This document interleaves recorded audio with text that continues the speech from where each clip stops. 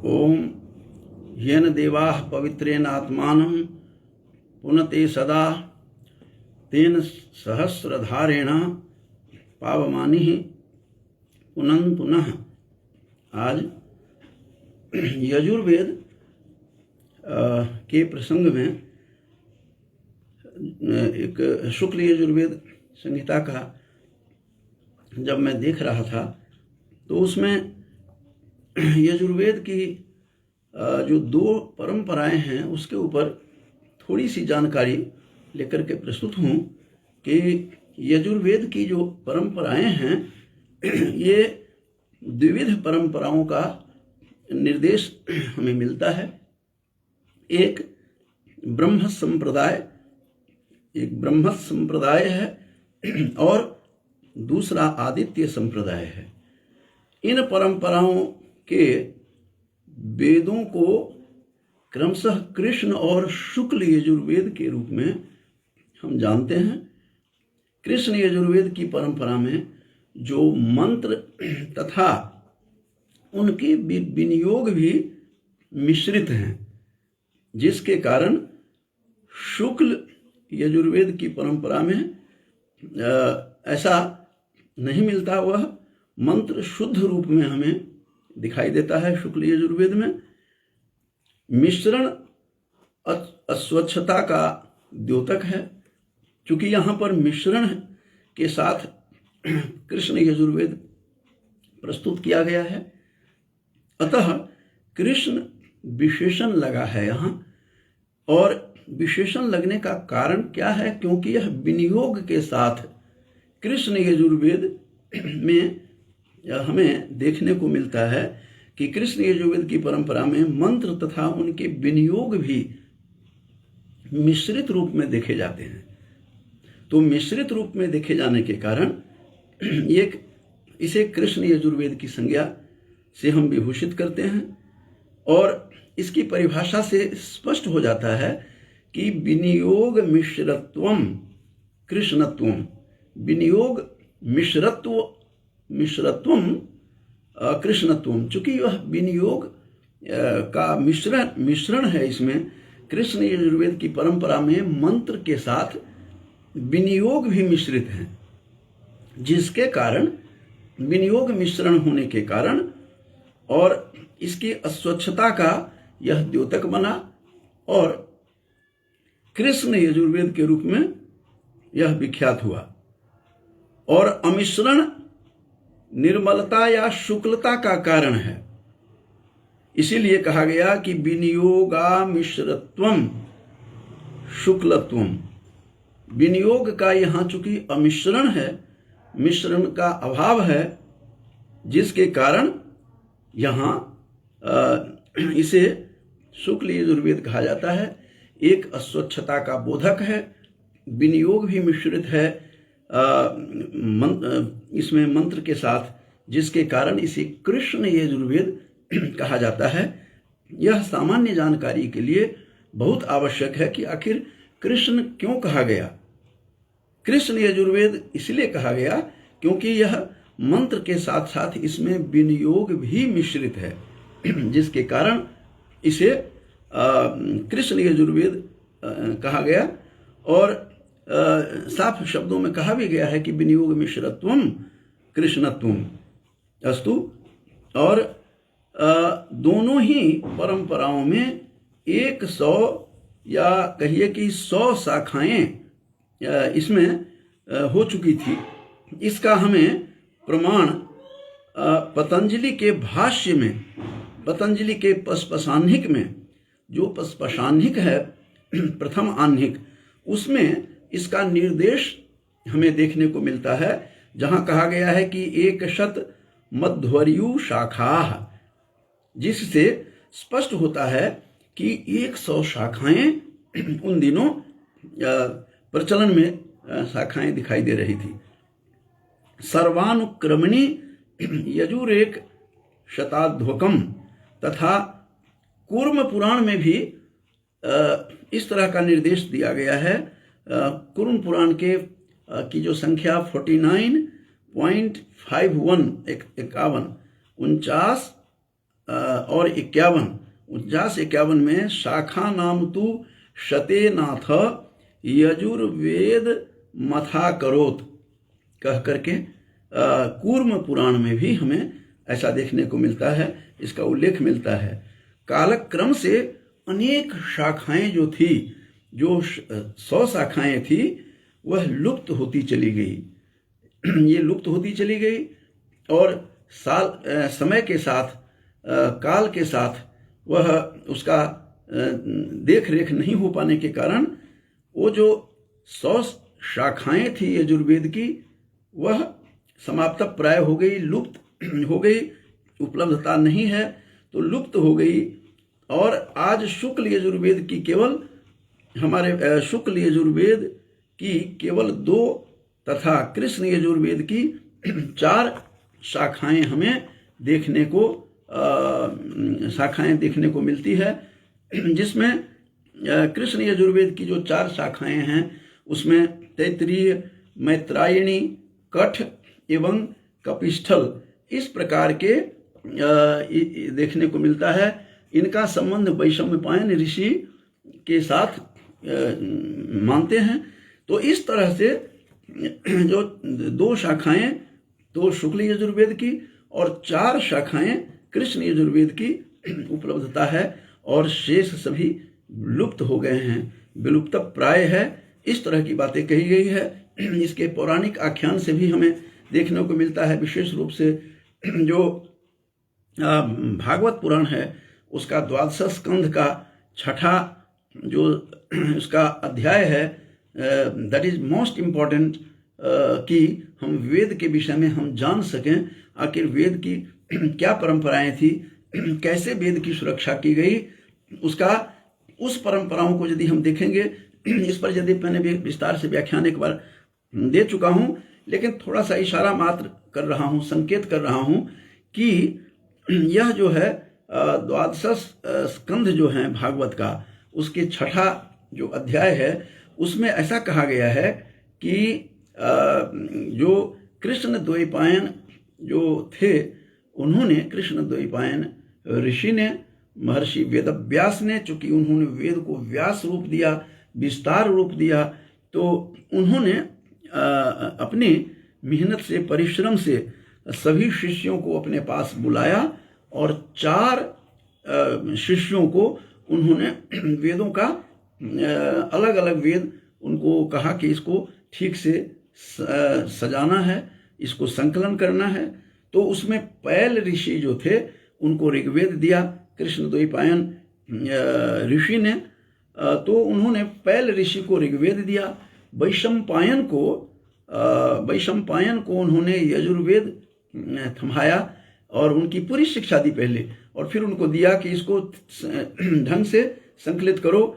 जैमिनी मुनि को सामवेद दिया और सुमंतु को अथर्ववेद सौंप दिया, और अपनी अपनी संहिताओं को इन शिष्यों ने अपने शिष्यों को पढ़ाया और परंपरा को आगे बढ़ाया। मैं उन ऋषियों को, ऋषि परंपरा को शत नमन, कोटि सह नमन करता हूँ, जो जिन लोगों ने, जिन ऋषियों ने, जिन मुनियों ने इसको अपने अभ्यास के द्वारा, अपने श्रुति ज्ञान में डालते हुए इसको रखा और सुरक्षित किया और व्यवस्थित किया। उन्हीं दिनों एक घटना हमें देखने को मिलती है, विशेष रूप से जैसा कि मैंने बताया था, as I have already indicated, कि ये कहाँ है। 12 स्कंध जो है इसका पुराण का, भागवत पुराण का, उसके 6ठे अध्याय में स्पष्ट किया गया है।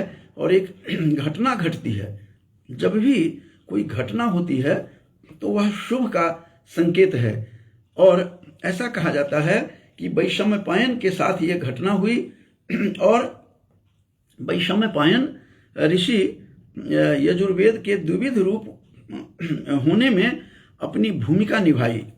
और हुआ यह कि वैशम्पायन एक ब्रह्म सभा में उपस्थित नहीं हो सके थे। इस तरह की बातें हमें देखने को मिलता है। और क्या मिलता है कि भागवत पुराण के 6ठे अध्याय में क्या देखने को मिलता है कि वैशम्पायन ऋषि को एक बार कोई घटना होती है तो नया नव निर्माण होता है, तो कहीं पर क्वचित दोषोपि गुणायते, कहीं दोष भी गुण बन जाता है। और मेरे पिताश्री इस बात को कहा करते थे कि क्वचित दोषोपि गुणायते, कहीं दोष गुण बन जाता है, कहीं शाप भी वरदान रूप में हो जाता है। अब वो उसका संकेत हमें देखने को मिलता है। वो क्या है कि वैशंपायन के साथ यह घटना हुई कि वैशंपायन ऋषि एक ब्रह्म सभा में उपस्थित नहीं हो सके। अनुपस्थित होने के कारण उनको ब्रह्म हत्या का दोष हुआ, क्योंकि ब्रह्म सभा की जो सभा थी उस सभा में वैशंपायन नहीं गए, जिस कारण से ब्रह्म हत्या का दोष उन्हें लगा। और बहुत भयानक दोष होता है।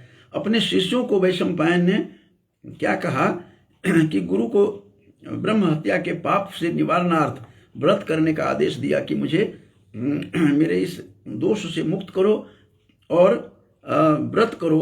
तो यच्चे लिखा है, जो उसको कोट कर रहा हूँ, जो 61वां जो श्लोक है उसी का भागवत पुराण के 12 स्कंध का जो 6ठा अध्याय है।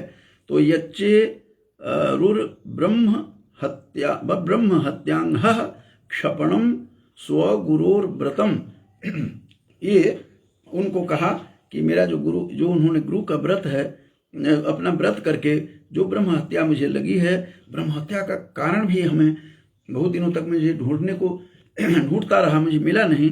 लेकिन परम पूज्य गुरुकल्प जो हमारे प्रोफेसर उमाशंकर शर्मा ऋषि जी हैं, ऋषि जी ने अपने पुस्तक की भूमिका में इसका समाधान दिया है। और मैं देख करके बड़ा आश्चर्यचकित हुआ, मुझे बड़ी खुशी हुई कि वैशंपायन को आखिर इनको ब्रह्म हत्या का दोष हुआ क्या, क्यों हुआ था, क्या अपराध था। तो अपराध यही था क्योंकि वो ब्रह्म सभा में नहीं उपस्थित हुए, जिस कारण से ब्रह्म हत्या हुई। अस्तु, तब जाकर के वैशंपायन ने अपने शिष्य को कहा कि तुम इसका निवारण करो। तो चरकाध्वर्यु जो था उसको कहा कि तुम व्रत करके निवारण करो।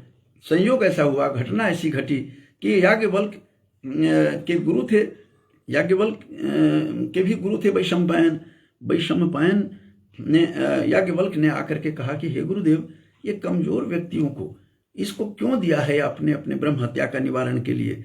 ये तो मुझे ये काम सौंपते और मैं बखूबी निभाता, बहुत शीघ्र ही अपने तपोबल से, अपनी तपश्चर्या से मैं आपको इससे मुक्त करता। तो देवरात सुतः, और देवरात उनके पिता के नाम की चर्चा हुई है कि देवरात उनके पिता का नाम था याज्ञवल्क्य के। उन्होंने क्या किया कि कहते हैं कि मैं अल्प काल में ही यह सारा काम कर देता, मैं मुक्ति दिला देता इससे। तो याज्ञवल्क्य में अपनी विद्या का अहंकार जो था, इसको देखकर गुरु को बड़ा क्रोध हुआ। और याज्ञवल्क्य जैसे जो एक तरह से वो योगी थे, याज्ञवल्क्य साधारण नहीं थे, उनको अहंकार के कारण इस अहंकार का दोष हुआ। तो वैशंपायन कुपित होकर के उन्होंने कहा कि जो विद्या मैंने तुझे दी थी वह मुझे, सारी विद्या मुझे वापस कर दो। तो उन्होंने बमन करके, उल्टी करके, बमन करके उन्होंने सारी विद्याओं को, अब तो चक्कर खा गए, गुरु का आदेश था। और गुरु का आदेश जो है कोई उल्लंघन करने लायक नहीं होता है। तो नोल्लंघनीयाः कुलदेश धर्माः, और गुरु का आदेश तो इतना है कि एक बार आदेश दे दिया तो गुरु के आदेश का पालन करना परम आवश्यक होता है। तो उन्होंने सारी अपनी विद्या को याज्ञवल्क्य ने बमन के द्वारा उसने उल्टी कर दी, सारी विद्याओं को लौटा दी। अब उनके जो शिष्य थे वैशंपायन के, वो चक्कर खाए, देखने लगे कि इतने मेहनत से, परिश्रम से अर्जित विद्या को व्यर्थ क्यों होने दो। लेकिन वो अशुद्ध था, तो उन्होंने तीतर पक्षी का रूप धारण करके उनके कुछ शिष्य जो थे वैशंपायन के, उन्होंने एक एक करके चुन लिया, जिसके कारण से सभी जितने भी ज्ञान थे, क्योंकि गुरु ने आदेश दिया था कि मदधीतम त्यजाश्वती, तेजाश्वती, ये जो है 63वां श्लोकांश, उसमें कहा गया है। तो देवरात के पुत्र जो थे याज्ञवल्क, उसने गुरु द्वारा सिखाए गए यजुर्वेद के जितने भी ज्ञान थे उस ज्ञान को वमन किया। वमन करने के कारण तितर बन करके उनके शिष्य, अन्य शिष्यों ने उसको चुन लिया और वही कृष्ण यजुर्वेद हुआ।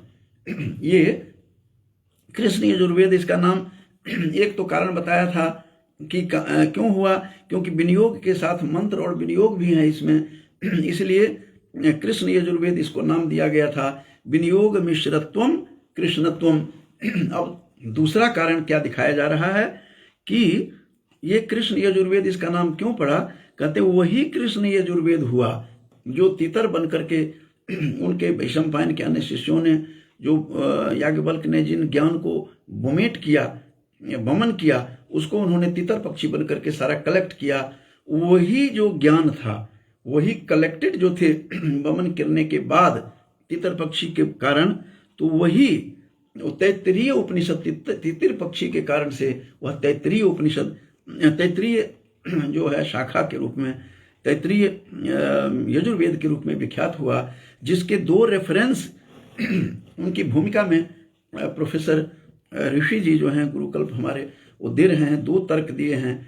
मैं उनको कोट कर रहा हूँ उनके पुस्तक से ही, कि महीधर क्या कहते हैं अपने वेद दीप भूमिका पृष्ठ 2 में, कि बाजस्यान्नस्य सनिर्दानम यस्य स वाजसनिः तदपत्यम, और उसकी जो संतान है वह वाजसनेयः, वही वाजसनेय कहलाया जिसे याज्ञवल्क कहते हैं।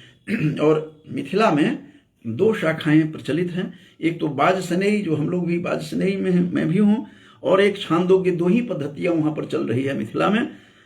तो चूंकि याज्ञवल्क मिथिला से थे, तो इसीलिए कहा गया है कि उसमें वेद दीप की भूमिका में महीधर क्या लिखते हैं कमेंटेटर, कि वाजस्य अन्नस्य, वाज अन्न को कहते हैं, अन्नस्य सनिर्दानम यस्य स वाजसनिः, वाजसनी उसको कहते हैं, और तदपत्यम, उसकी जो संतान है वह वाजसनेयः अर्थात याज्ञवल्क थे।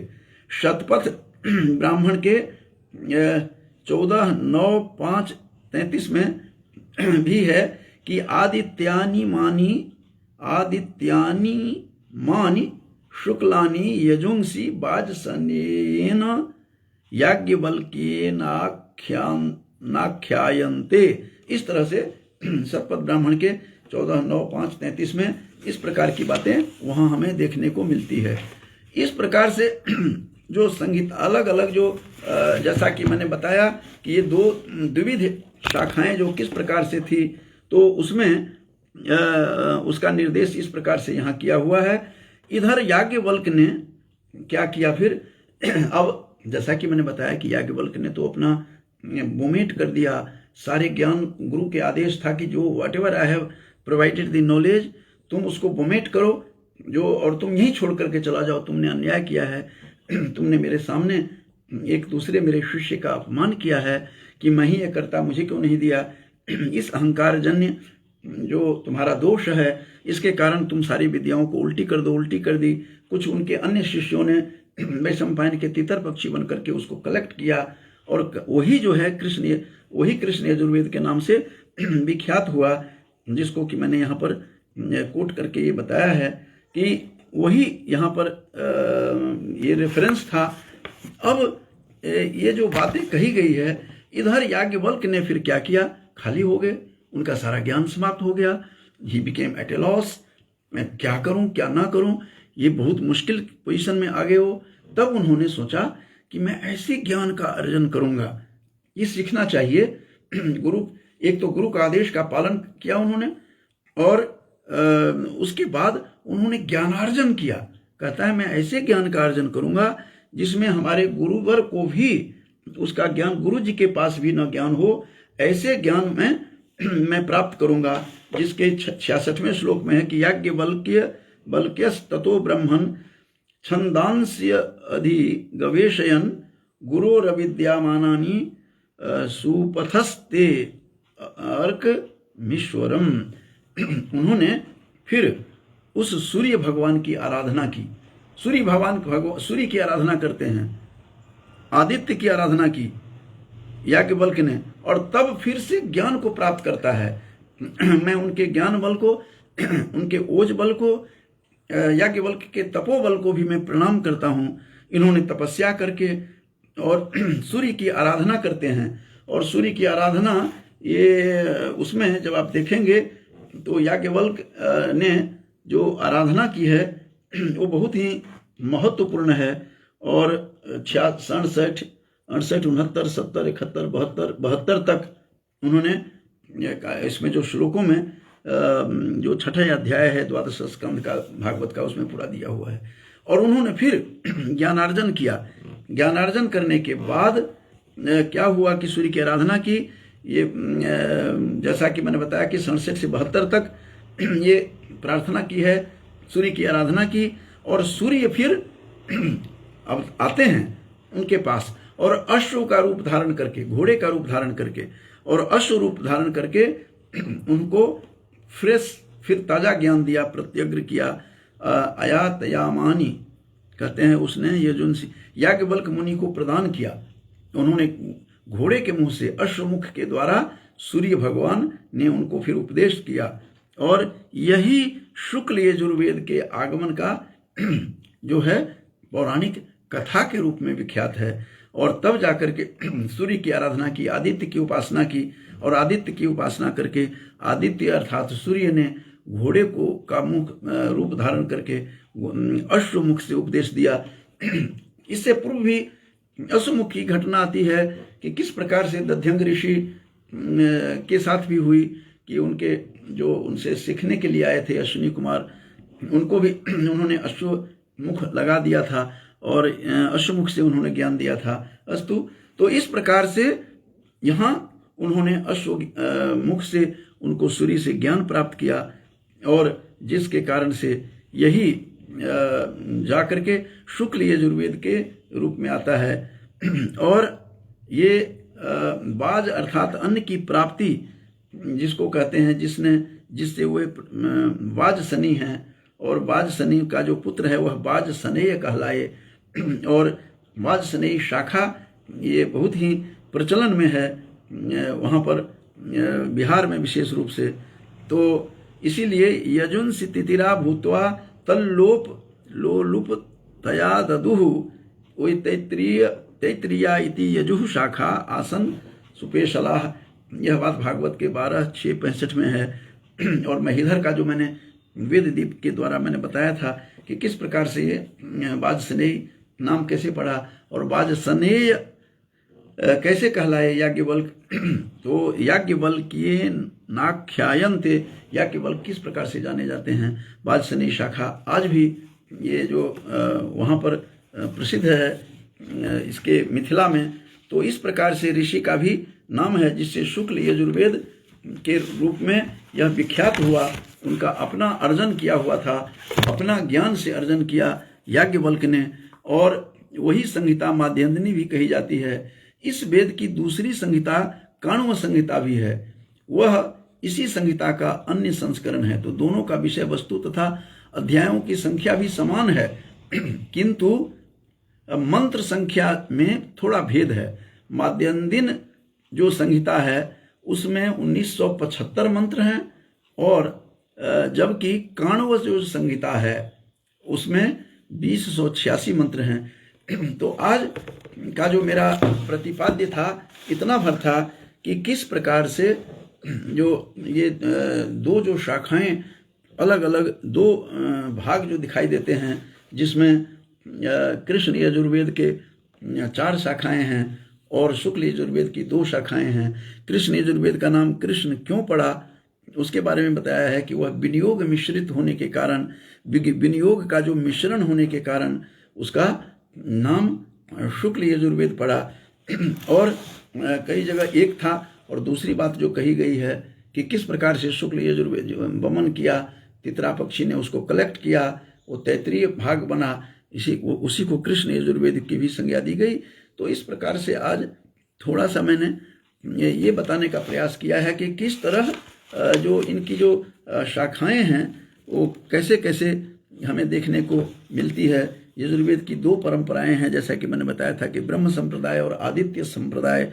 तो इन परंपराओं में वेदों को क्रमशः कृष्ण तथा शुक्ल यजुर्वेद कहते हैं। कृष्ण यजुर्वेद का तो बता ही दिया कि मिश्र विनियोग मिश्रत्वम कृष्णत्वम, विनियोग के साथ इसको उसमें डाला गया है, इसीलिए उसका नाम कृष्ण यजुर्वेद है। और शुक्ल यजुर्वेद और याज्ञवल्क्य की जो परंपरा है वह वाजसेनेयी कहलाते हैं। वाजसेनेयी जो शाखा है संहिता और छांदोग्य, और जैसा कि मैंने बताया कि दो ही परंपरा के मिथिला में ब्राह्मण मिलते हैं, या तो वाजसेनेयी हैं या फिर छांदोग्य हैं। जो छांदोग्य होते हैं उनकी विवाह पद्धति भी भिन्न है और विवाह की पद्धति भी भिन्न है, उपनयन संस्कार का भी भिन्न होता है।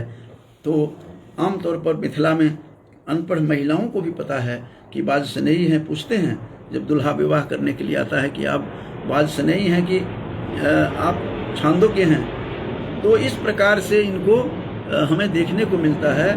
तो आज मेरा थोड़ी सी जानकारी देना मेरा अभिप्राय था कि यजुर्वेद की कृष्ण और शुक्ल यजुर्वेद किस प्रकार से प्रचलित है। तो मैं आज इन्हीं शब्दों में कहते हुए जो सद्मार्ग परिवार हैं वो जुड़े हुए हैं, ओम नारायण करके महाराज जी लिख रहे हैं, मैं उनको भी धन्यवाद ज्ञापन करता हूँ। और जो डॉक्टर मनोज शर्मा भी हैं जो सनातन विद्या परिषद सनातन शक्तिपीठम से हैं, तो उनको भी, और जितेंद्र झा जो हैं जुड़े हुए हैं उन्हें भी मैं आशीर्वाद देता हूँ। वो हमारे गांव से हैं, मेरे पौत्र हैं। मैं उन दोनों को शुभकामनाएं देते हुए अपनी वाणी को विराम देता हूँ। बहुत बहुत धन्यवाद।